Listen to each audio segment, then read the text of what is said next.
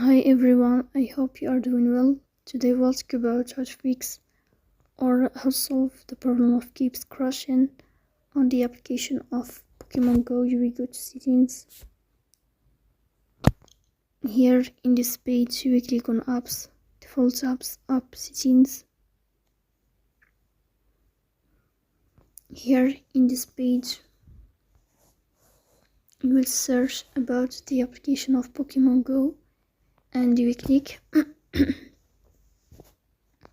here you click on first stop and you will click OK. Then you will enter to the window of storage. Here we click on clear cache. In the end you will turn off your phone and you will wait a moment to restart your phone again to fix that problem.